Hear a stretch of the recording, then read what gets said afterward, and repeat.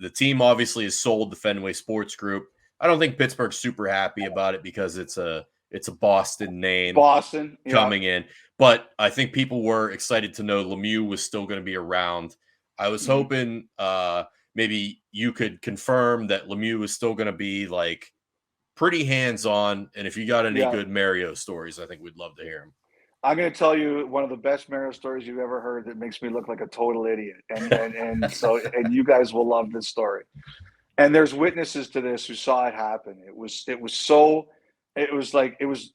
So we're at the All-Star game. The year was in LA and they named the 100 greatest players. Okay.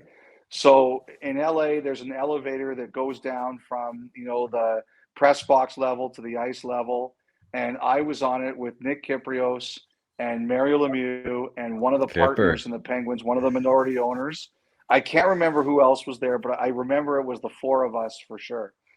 And so we get out of the elevator on the ice level, and we were going to the dressing rooms, and Mario did not have his credential with him. And in most places, big guy, this would not matter. But this was the person, the usher or the attendant or whatever you want to call him. He was there, and I don't have any problem with this because they're doing their jobs. They are told, especially on an All-Star weekend, there's a lot of hangers on. Don't let people in who don't have passes. But he didn't know who Mario Lemieux was, so he let He let Nick in, and he let the I forget her name. She was a minority owner of the Penguins, and he let her in, but he wouldn't let Mario in. So, I think, okay, I'm going to solve this problem right here. And I said, sir, if I could just speak up on his behalf, this is like the second greatest player ever. And Mario turned and looked at me and goes, second? Behind who? And Kipper has a big belly laugh. And he just died. He could not.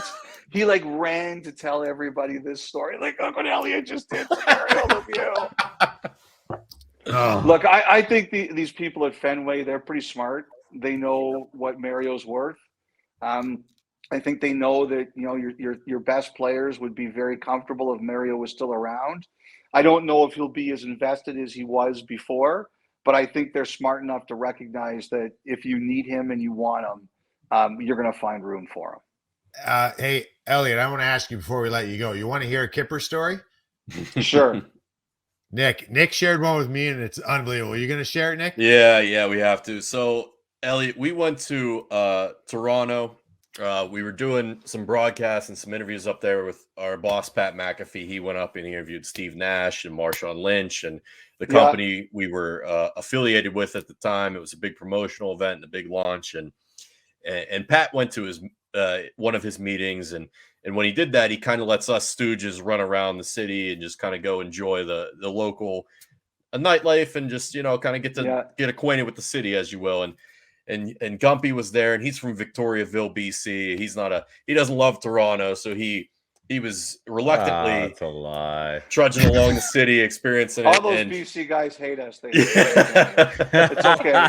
It's okay, Gumpy. I understand how it works. I've been around long enough. And we went East Coast. We went to a lunch spot. It was outside. It was like a courtyard setup. I can't recall the specific name of the place, but it was a beautiful place. And we go in to eat, and Gumpy, being the Canadian that he is, the true heart Canadian is, he looks over and he goes, "Oh my God, that's Kipper. That's Nick Kyprios."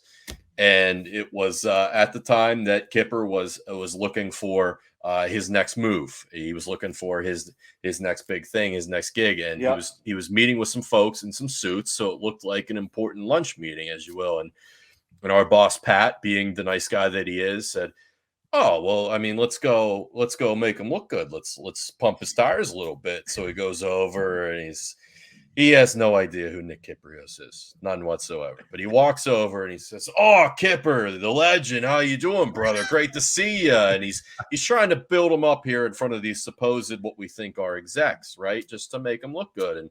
And Nick stands up and he's super gracious, shakes Pat's hand, says, "Hey, thanks, whatever," and then goes about continuing to have his lunch. Well, after he finishes the lunch, he comes over and he sees all of us. There's a big group of us. We're standing at the bar. We got a couple drinks. He comes over and he goes, "Hey, boys, how you fucking doing?" You boys want a fucking picture or what? And we,